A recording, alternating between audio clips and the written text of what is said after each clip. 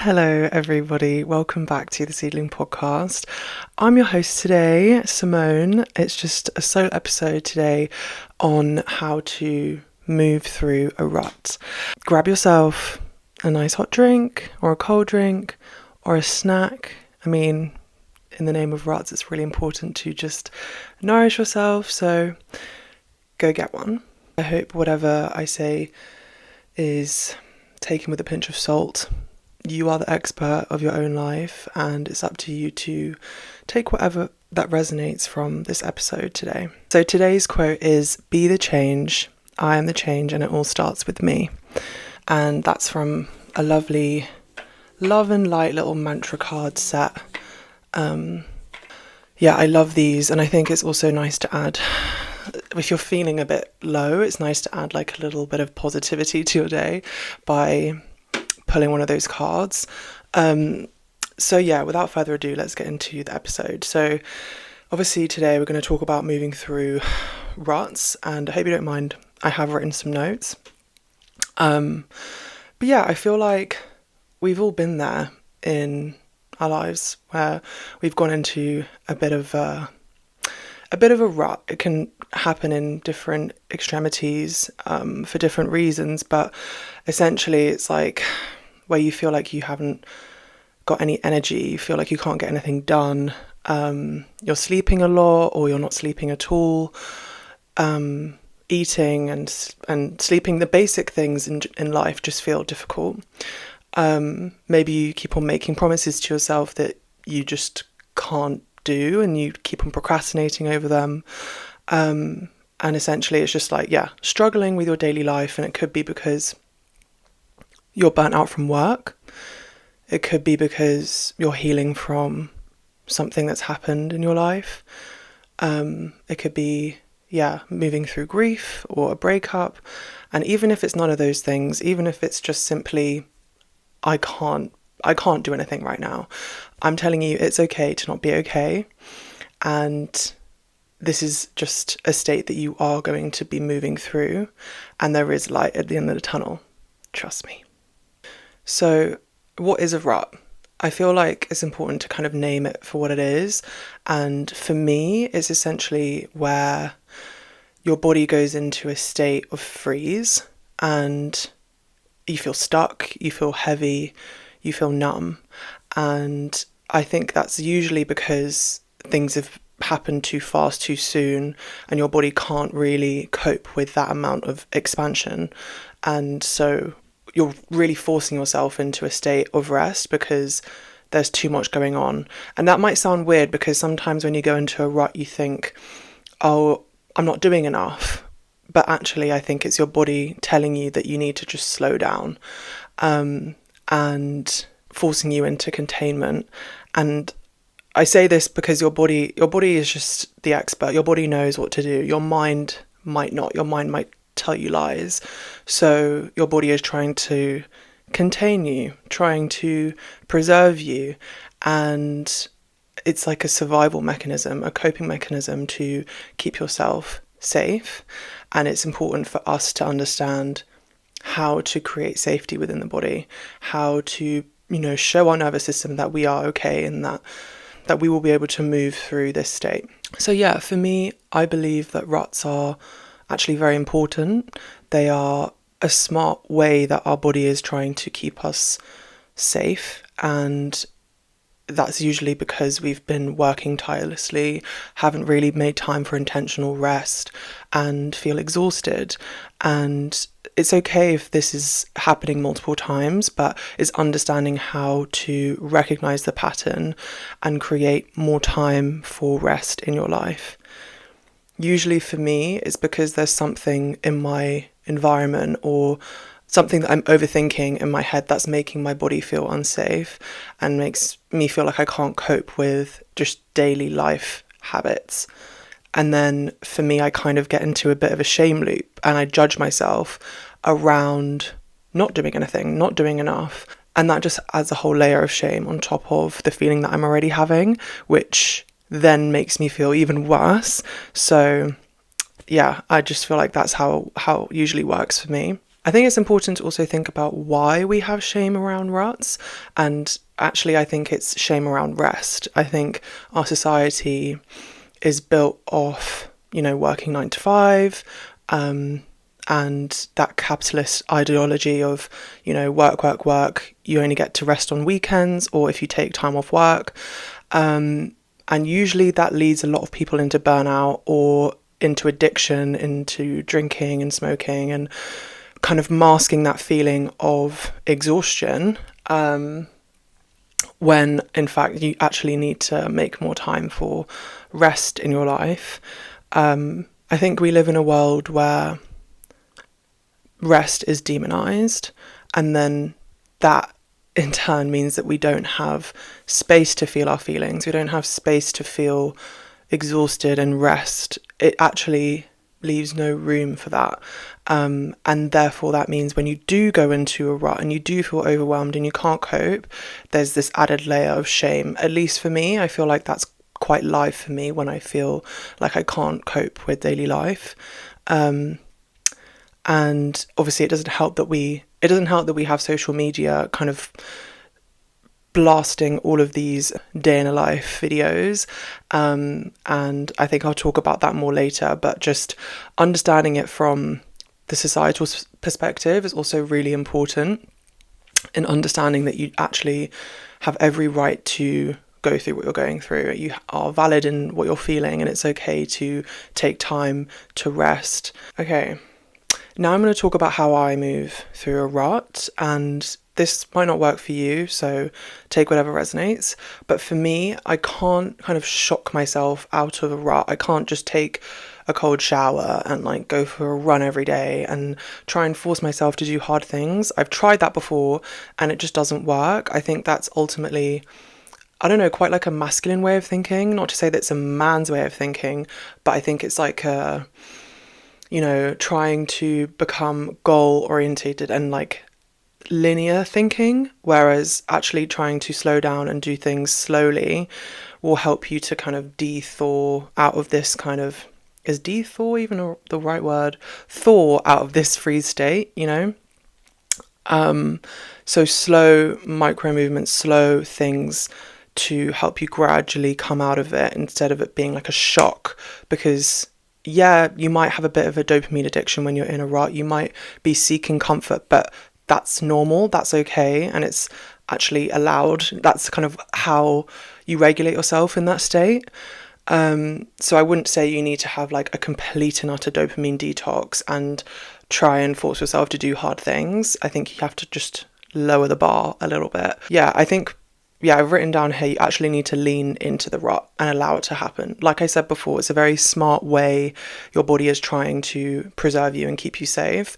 So by leaning into it and giving yourself permission to feel it without any judgment is just so important, because you allow yourself to sit in it and you almost kind of get sick of the rut when you let yourself sit in it.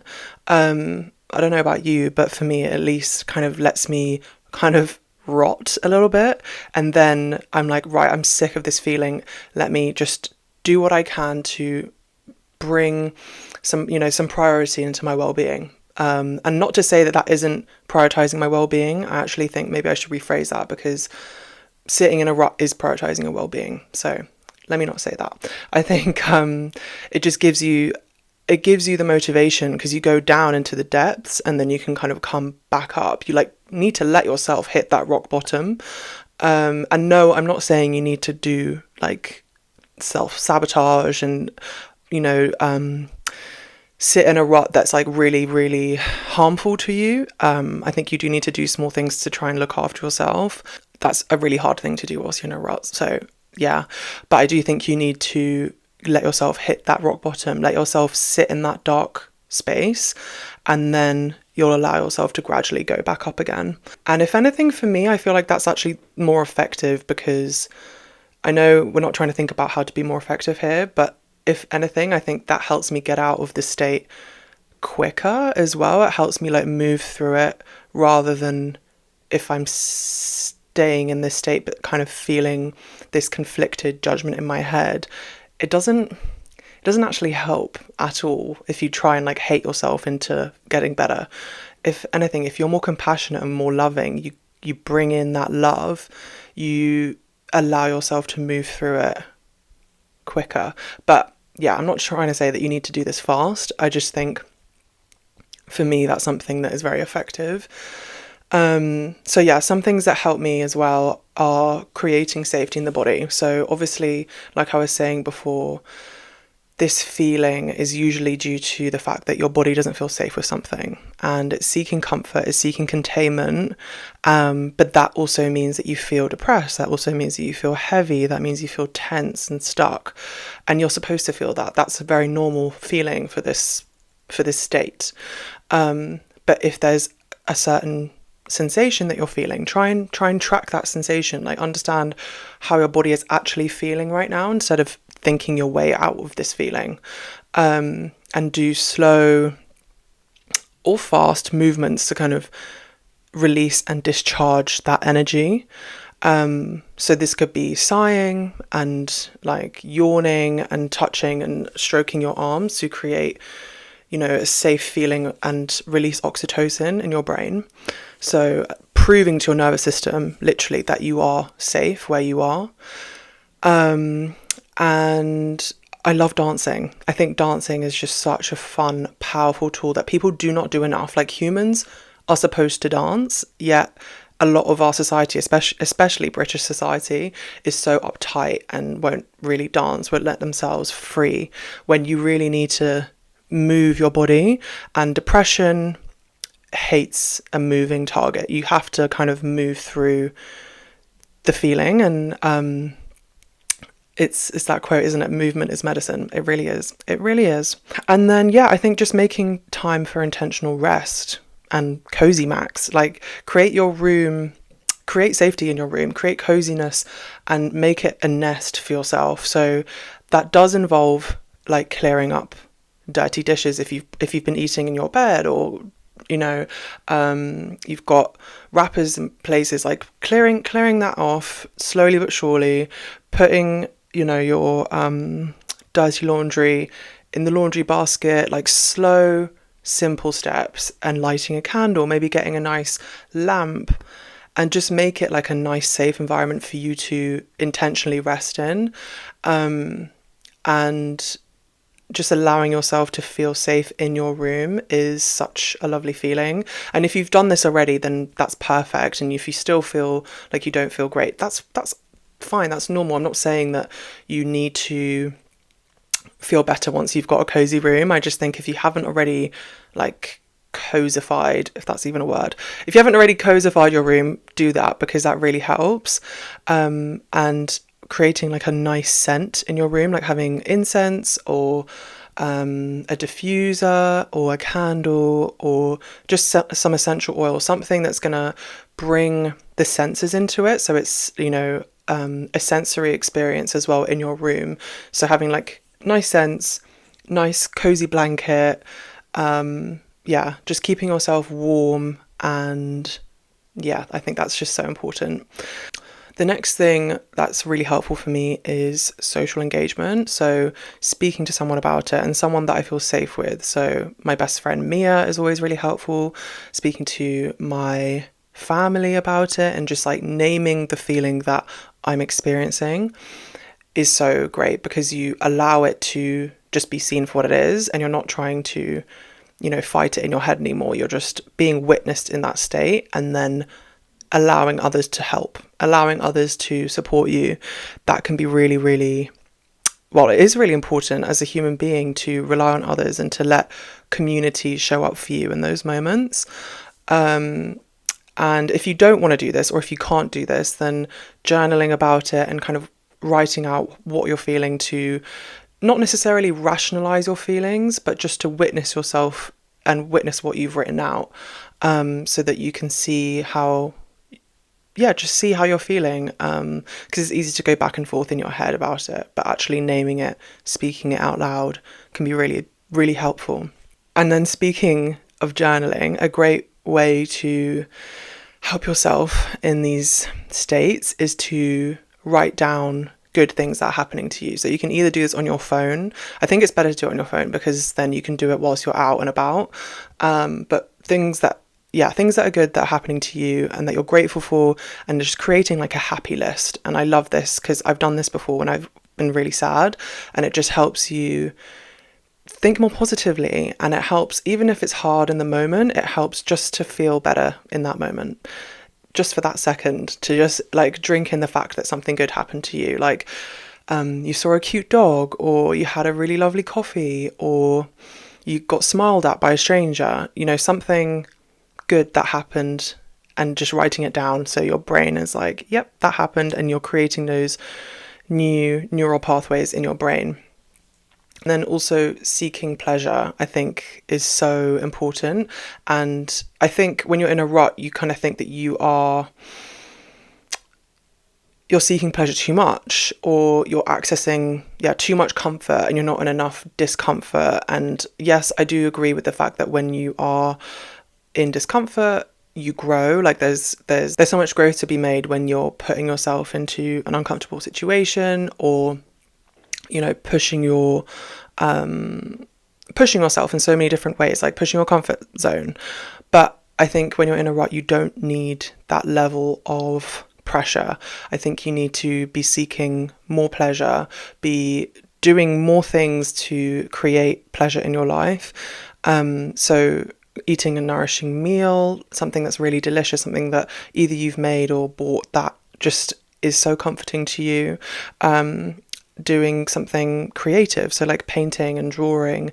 So that's like a lovely outlet for you to express the energy that you're feeling.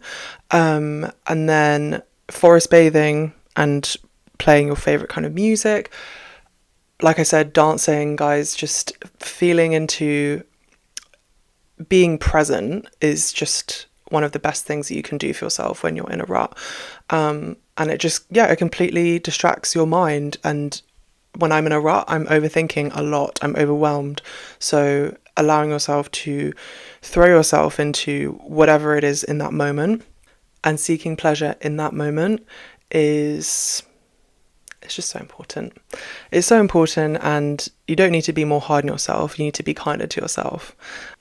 And then lastly, I wrote down quieting the noise, because for me, a lot of the time I'm scrolling on Instagram and there's just too much noise, too much going on that I really don't need to be witnessing and comparing myself to.